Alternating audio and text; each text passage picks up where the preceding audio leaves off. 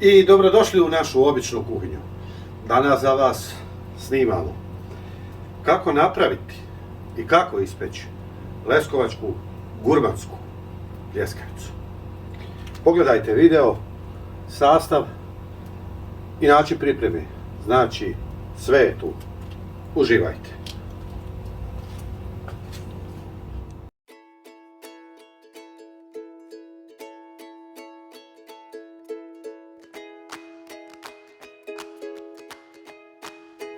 I dobrodošli u običnu kuhinju. Danas ću vam pokazati kako da spremite pravi leskovački roštilj. Danas pripremamo gurmansku pljeskavicu, leskovačku. Vrlo je jednostavno. Znači, potrebno vam je 300 grama duplo mljevenog mesa. Znači, 2 puta se mora mljeti. Zato, znači, to stavljamo u jednu posudicu. Sad ćete vidjeti kako to možete napraviti. Ja ovdje imam 3 veće kamarce po 300 grama. Znači, pošto jedna za mene, jedna za Amelu i jedna naravno za naše sinčiće koji će oni popoloviti pošto je to za njih previše. Znači, šta nam je potrebno? Prije svega sol, biber,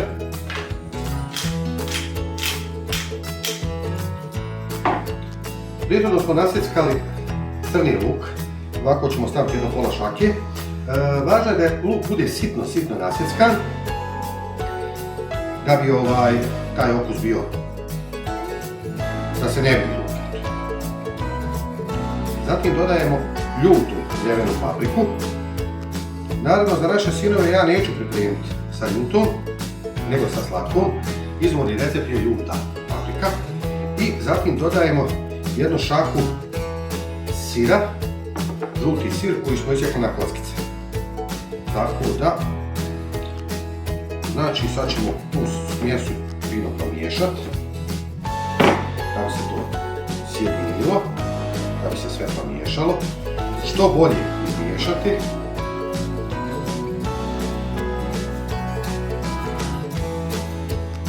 Pogotovo radi, znači, žute paprike, ona treba doći u svaki dio mesa.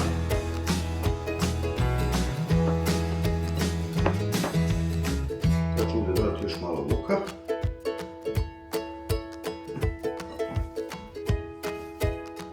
Od prilike ide, znači, na 300 grama mesa, pola glavice luka u jedne normalne veličine. Važno je, možda i najvažnije, da meso bude dobro. Ja uzmam od razvrata, danas sam konkretno dobio od junećeg oraha, jer je to bilo u mesnici. Na kraju krajeva ja kupujem u mesnici Blaško, Vusovačje meso, stvarno imaju svježe, uvijek kvalitetno vrhunsko meso.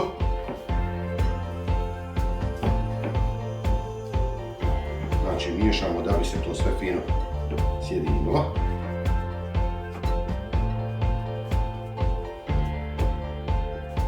Kad smo sve to dobro fino izmiješali, onda ćemo formirati u kuglicu i ostaviti u frižideru bar 2 sata.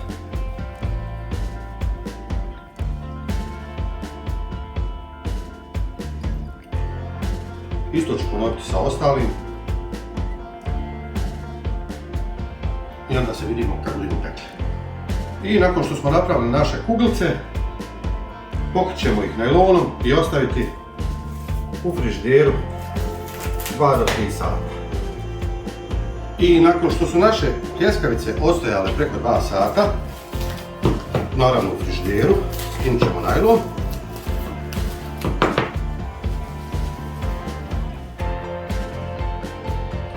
Znači, idemo sad na oblikovanje. Prvo ćemo mjesto gdje ćemo oblikovati poguliti. Zatim, našu pljeskavicu ćemo fino da pokušamo dovesti u jedan fini oblik, malo ćemo je prevrnuti da to ulje malo upije, ne treba puno. Najvažnija stvar jeste da pljeskavica bude barem 1 cm debljine. Jer to je ono što joj daje tu njenu sočnost.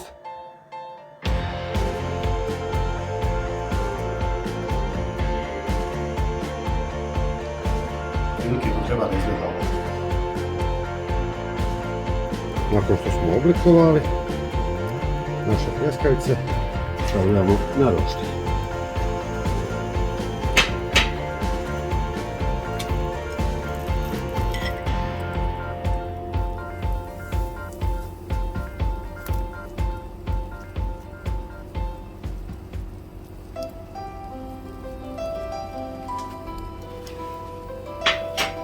Okretat ćemo ih više puta da bi se ravnomjerno pekle i sa jedne i sa druge strane, a među vremenu da bi se uspjelo fino ispeći unutrašnjost, da ostane sočna.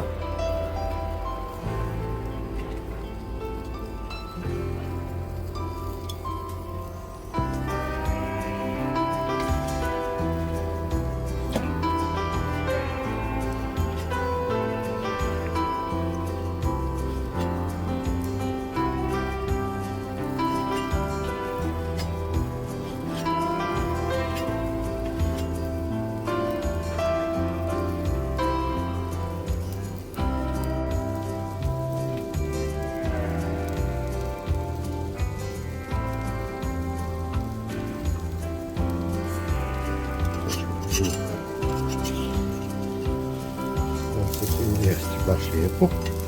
Vidi. Odlično.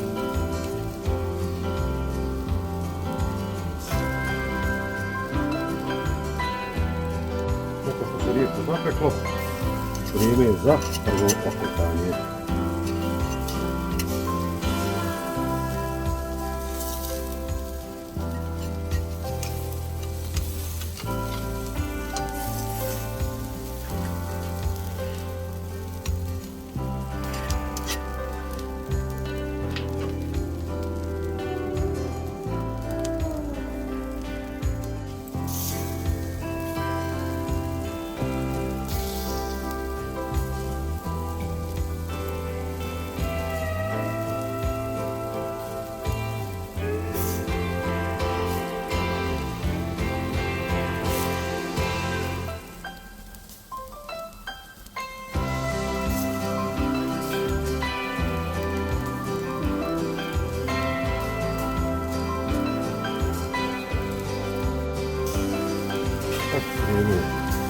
Ponovo otvorimo.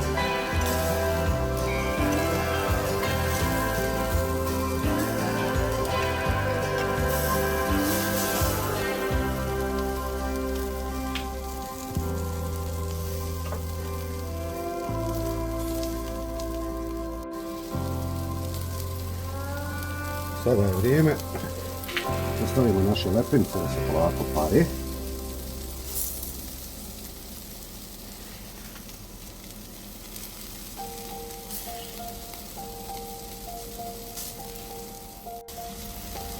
Lepenice s vremena na vrijeme okrenemo sa svih strana da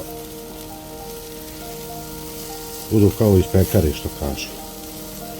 Sir se je počeo topiti.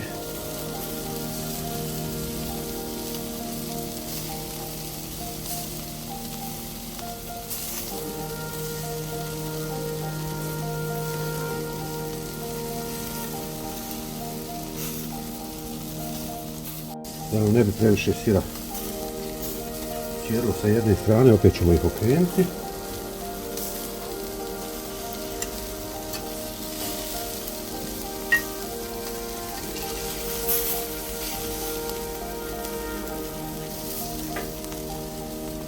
I naravno zatopiti naša lepena.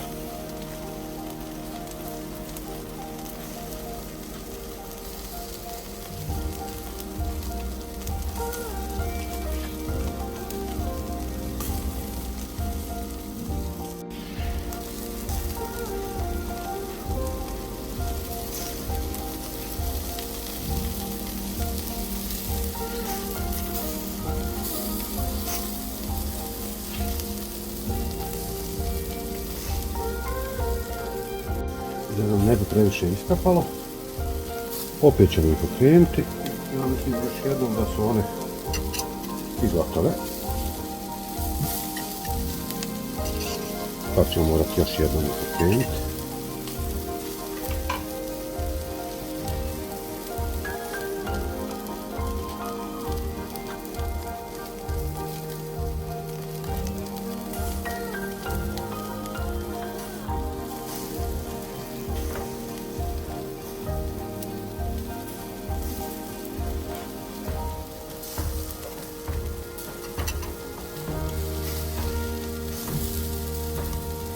To će biti.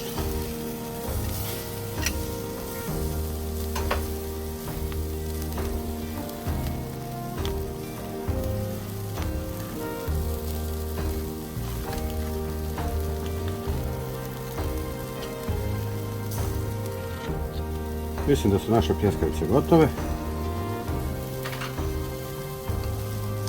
Prvo ćemo je servirati direktno u samu lepinu, da bi sve sokove zadržalo.